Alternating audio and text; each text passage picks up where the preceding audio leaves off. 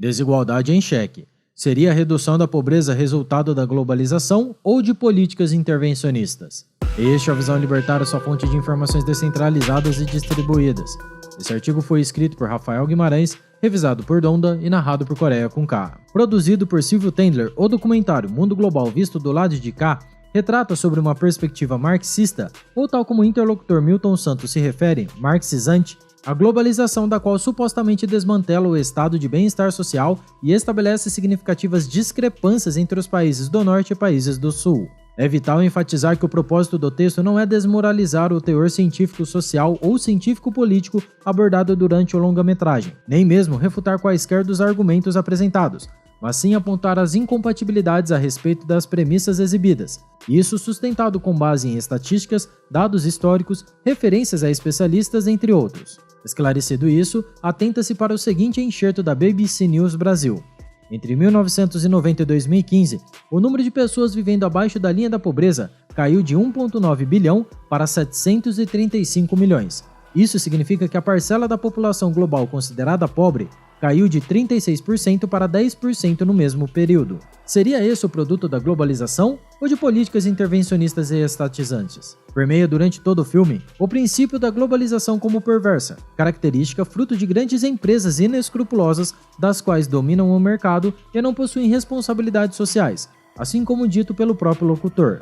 Lógica financeira nada tem a ver com lógica da solidariedade. Na verdade, o que ocorre na globalização é o acúmulo de oportunidades que abrem portas para o nivelamento social. Evidencia-se um exemplo comum. A partir do momento em que o estudante médio envia um trabalho a ser impresso em uma papelaria, criam-se empregos e é gerada riqueza pelo conceito da lei da oferta e demanda. A madeira utilizada para formar o papel foi extraída por uma empresa em algum estado, como o Paraná. A montagem da impressora foi realizada na Zona Franca de Manaus, e os diversos materiais dela são advindas de firmas alheias a outros países, tais como China, Vietnã, Indonésia e entre outros. Durante todo o processo, muitas pessoas foram remuneradas, contribuindo para o estado de bem-estar social, porém, contraditoriamente, sem haver a presença do Estado em nenhum instante do trâmite exemplificado. Por conseguinte, como pode ser alegado incisivamente, tal como foi no documentário, que as iniciativas privadas são as causas das disparidades sociais, enquanto o Estado é figurado como vultuosa locomotiva da riqueza? Incoerente, não? Simultaneamente, a obra demoniza inúmeras políticas neoliberais do século passado, citando a privatização da água potável na Bolívia e de serviços estatais no Equador e Argentina, sendo os responsáveis pelos altos índices de dolarização, inflação e desemprego. Entretanto, despreza-se o fato de que, na verdade, todas as mencionadas desestatizações foram concessões de monopólios estatais para monopólios privados, das quais empresas emparelhadas com os governos se tornam as protegidinhas dos burocratas, modelo do qual não permitia nenhuma competitividade. Não há livre concorrência nos grandes setores da América Latina. Somado a isso, diferentemente de sistemas econômicos liberais genuínos, como os de Hong Kong, Singapura e Dinamarca, a América Latina apresenta uma série de fatores crônicos relacionados à incerteza jurídica, aos conflitos trabalhistas, aos maiores riscos de calote e elevadas sujeições às desvalorizações cambiais.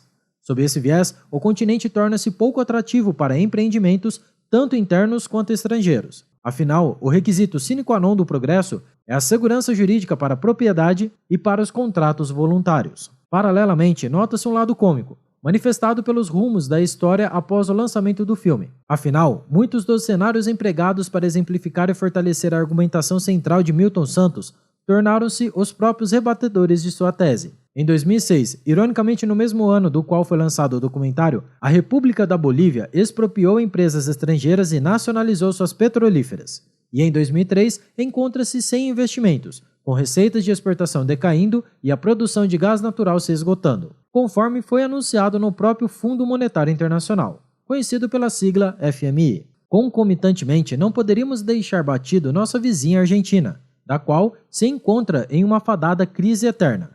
Maldição essa originada não pelas repreendidas desnacionalizações do maior geógrafo brasileiro Milton Santos, mas sim pelas suas elogiadas apropriações estatais para o bem da nação. O país apresentou uma inflação de mais de 104% em março de 2023, suspendeu a exportação de carnes para potencializar o mercado interno e reduziu seus subsídios de luz, água e gás, na tentativa de reviver sua fracassada política de austeridade fiscal. Esse contexto harmoniza-se perfeitamente com a estimável frase de René Descartes: O tempo diz o que a razão não pode dizer. Dessa forma, é dedutível que toda a fundamentação do esqueleto da obra converteu-se em um painel obsoleto de ideias populistas e explicitamente ideológicas.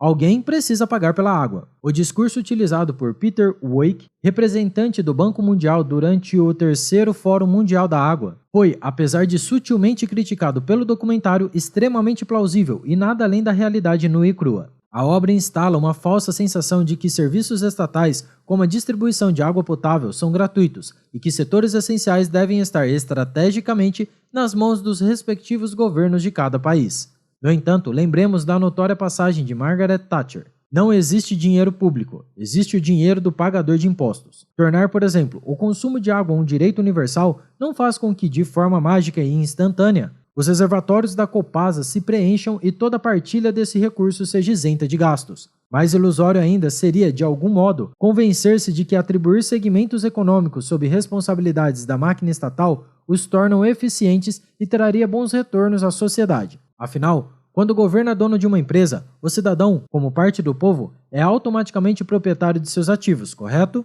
Errado. Talvez se você não tivesse que dividir sua fatia da Petrobras com os outros 200 milhões de brasileiros, seria possível concordar. Como não é o caso, possuir uma desprezível fração de uma estatal não ocasiona em nenhuma vantagem ao cidadão médio comum. Adicionalmente, o privilégio elementar para se considerar dono de algo é deter o poder para vendê-lo e desfazê-lo conforme quiser. E, obviamente, os brasileiros não dispõem dessa liberdade.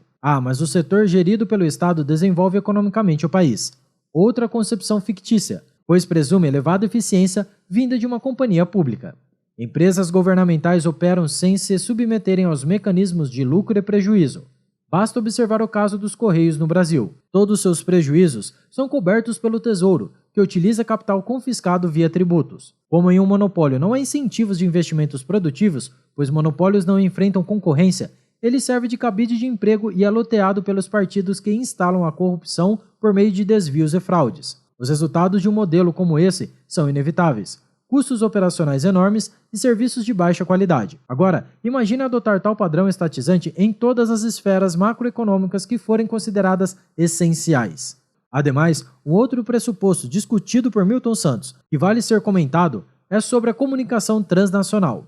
O documentário defende a noção de que uma notícia é uma interpretação de um fato, ponto de vista esse tangível. Contudo, ao mesmo tempo, ele aponta que 90% de todos os veículos de imprensa estão concentrados em apenas 6 grandes companhias, e tais corporações dominam e controlam o que é a verdade. Raciocínio plausível, contudo, devemos ponderar a era em que vivemos, da qual jamais foi testemunhada tamanha descentralização quanto hoje. Qualquer indivíduo com acesso a um telefone celular e conexão à internet pode relatar um acontecimento e publicá-lo, ao mesmo tempo que traria suas impressões pessoais sobre o evento, permitindo interpretações secundárias quando comparado ao que foi informado em uma mídia tradicional acerca do mesmo episódio. Corrobora com essa compreensão o próprio caso mencionado pelo interlocutor do longa-metragem, a respeito da tribo Xânica no Acre, da qual indígenas gravavam de forma amadora diversos vídeos, denunciando a extração ilegal de madeira em região de reserva. Tais registros foram compartilhados e ganharam visibilidade a ponto de gerar repercussão mundial.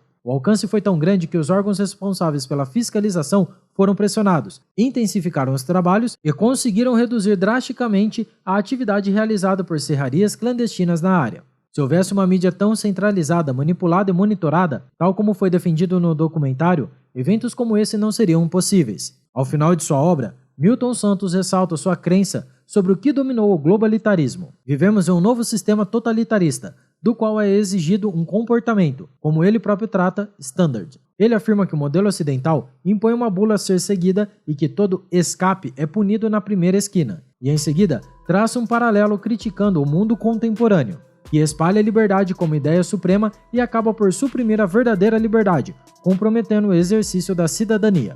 Por fim, indicou a globalização como culpado dessa condição e seu efeito catalisador do globalitarismo. Ou seja, um perpetua o outro. Em primeira análise, a maneira como a liberdade individual é tratada em todo o globo foi generalizada e não organizada de maneira isolada, como deveria ser. A liberdade de um brasileiro não pode ser colocada na mesma balança da individualidade de uma iraniana ou chinesa, por exemplo. Mediante segunda apreciação, estabelece-se mais uma contradição. Se há a exigência de uma conduta padrão pelo mundo globalizado, Milton Santos, sem dúvida, o contrariou em seus posicionamentos. Contudo, por que não foi punido na próxima esquina? Ou seja, por que não foi linchado? Por que não foi censurado? Tire suas próprias conclusões. Obrigado por sua audiência. Se você gostou desse vídeo, clique no ícone de curtir abaixo e compartilhe em sua rede social. Caso deseje ser notificado de outros vídeos, inscreva-se no canal e depois clique no ícone da campainha. Escreva artigos e você também acesse visãolibertaria.com. Até a próxima, tchau, obrigado.